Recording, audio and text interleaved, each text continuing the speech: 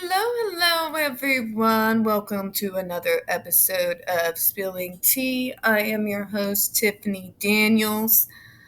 Now, just a few things before we get started, everyone. As always, what we are taking a look at today can be found in the link in the description box, right along with the first video in a good long while about the JRC Stop the Shock Campaign's Reignites, in which we go over all the evidence we've had all the way up past through 2012 and the reason why the campaign had got reinvigorated. And as always, the change.org petition to shut down the Judge Rotenberg Center. If you haven't already signed it, please do. I do apologize in advance if I mingle any legal jargon or stumble in my stumble over my words in any way today. Also, real quick, when we go over the JRC, we do include vivid depictions and also vivid descriptions as well as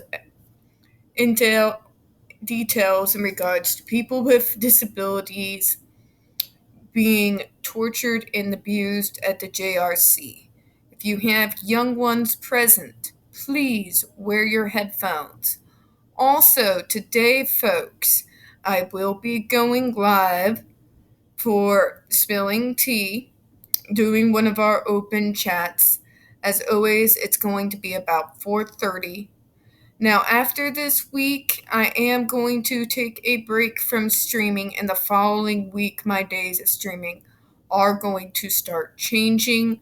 I will update you as I have more information, but yes, today, 4:30 CST, Central Standard Time, 5:30 Eastern Standard Time, 10:30 UK time. I have at least a couple people confirmed on the panel. Hopefully, I can round up a few others.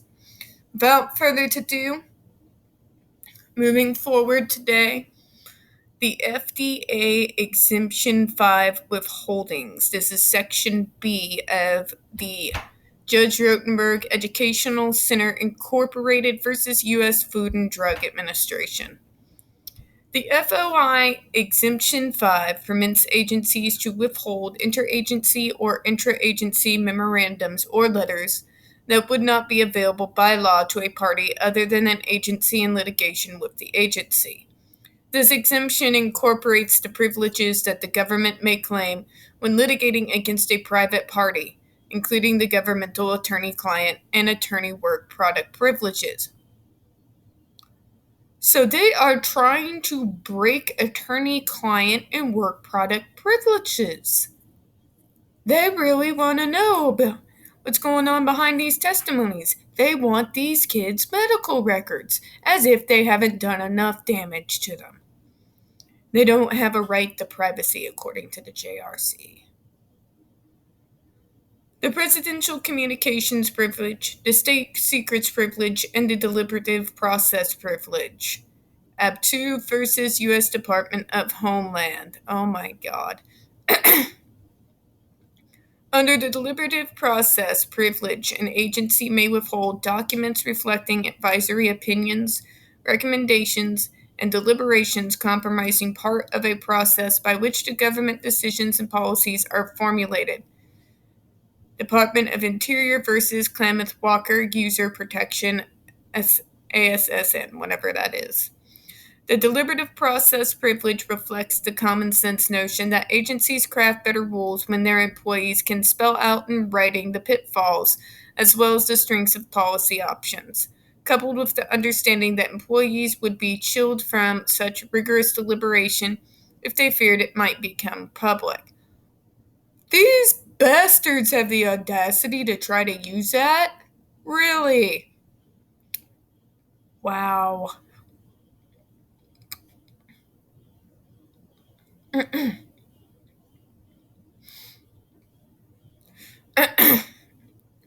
going to read past that, folks. I don't want to make a long video today. To qualify for the deliberative process privilege, an interagency memorandum must be both pre-decisional and deliberative. Ab 2 blah blah blah. A document is pre-decisional if it precedes in temporal sequence the decision to which it relates, or was prepared in order to assist an agency decision maker in arriving at his decision, rather to support a decision already made. Blah blah blah blah blah.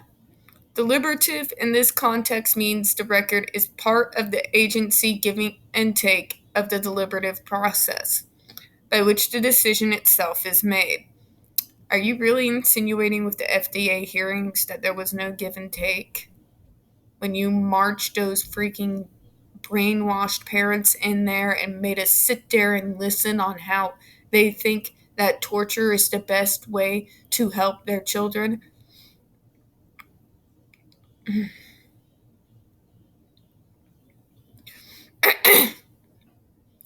Requiring that a record be deliberative adds little to the requirement that the record be pre-decisional.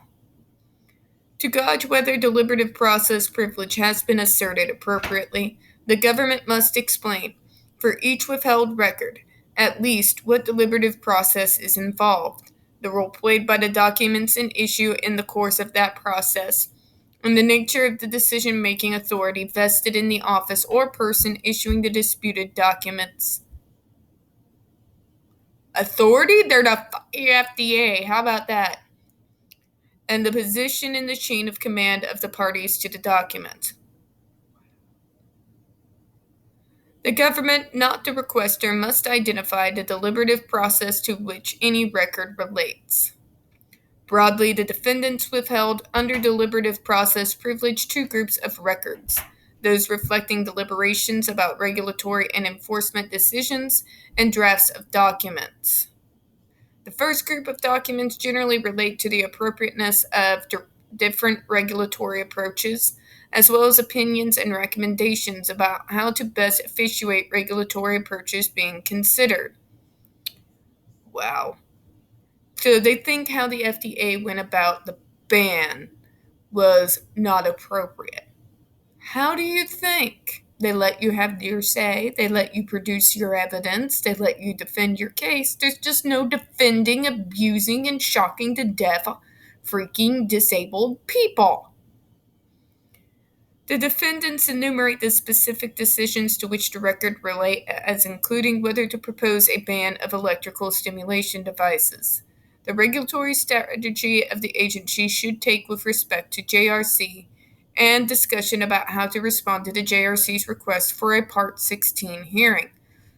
We wanted another hearing to argue our case. You argued it, okay? There is video upon video of it. I have played them on my channel. Spare me. Discussions about appropriate follow-up activity following the 2014 advisory panel meeting.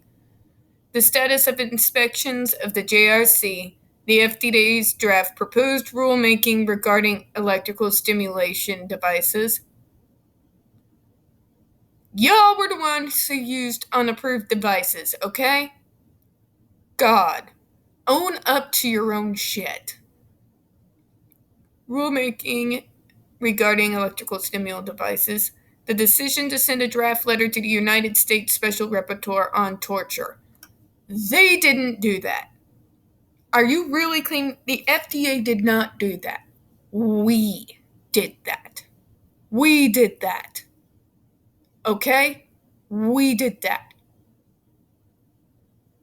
They did not start anything with the UN. We did that because we couldn't get anything to happen with our own officials in our own country, so we had to go above your heads. Okay? That's what happened. God. The status of inspections of the JRC, the FDA's proposed rulemaking regarding electrical stimulation. Of Nelson D. Hermilla, Department of Justice, DOJ. As for the second group of records, drafts, although not deliberate per se, have been withheld to keep from public view editorial judgments that could be inferred from comparing a final record to a prior version.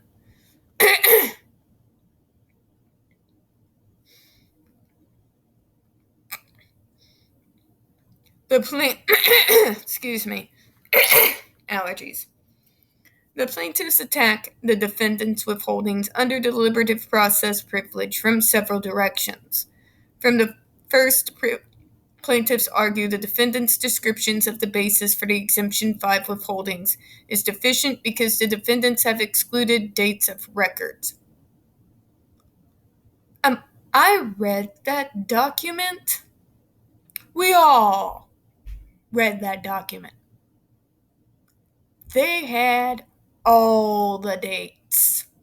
I call major bullshit. Second, the descriptions are inadequate for describing too generally the deliberative processes to which withheld records contributed. What withheld records? You mean the ones from your own center that couldn't be corroborated by any other center or study on the planet? Because the only ones that go before yours date back to freaking 30 years ago? Third, the defendants have omitted the decision-making authority of the individuals related to a record. Fourth, the plaintiffs maintain that, insofar as can be discerned, the defendants have impermissibly applied Exemption 5 to draft documents. Wow. And two records that are not pre-decisional or purely factual. You're calling scientific studies unfactual? Really? The balls. So if they don't agree with you, JRC, then they're not factual. Wow. The court considers each of the ways in which the defendant's Exemption 5 withholdings are insufficiently explained and the defendant's application of Exemption 5 to draft documents. I think it's pretty well explained. I think they didn't go nearly far enough. Review of whether withheld documents are actually pre-decisional, however, is not possible at this point, because for many records, the defendants have not explained the basis of the exemption well enough to assess whether it's been properly claimed. Really? It's not good enough. 126 goddamn pages of detailed explanations and detailed studies isn't good enough. Wow. Okay, let's unpack that one, folks. So this gets to the heart of their lawsuit. They are basically trying to invalidate the ban on at least 3 grounds. That the data that is there is not factual, that there's not enough dates provided, and that documents were withheld. Now, let's get to the point of the matter. The documents that were withheld, remember, because we read through that massive, gigantic thing, were things, excuse me,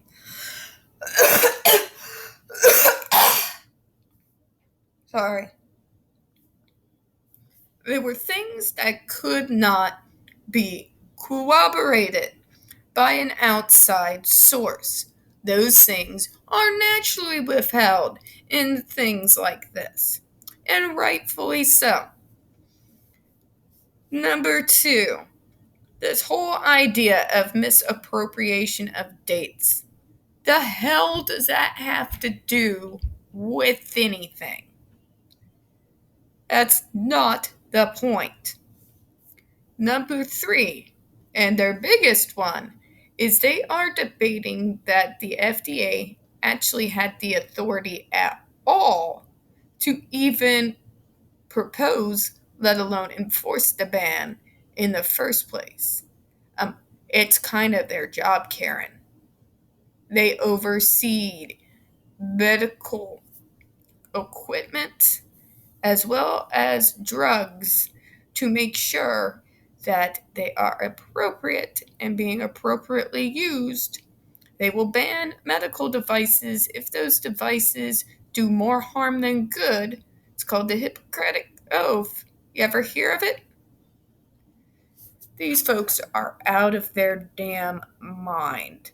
The fact that they're saying the documents were not detailed enough, that documents were withheld, those documents being documents from the JRC's own staff, which has no corroboration from anybody anywhere in the outside world at all.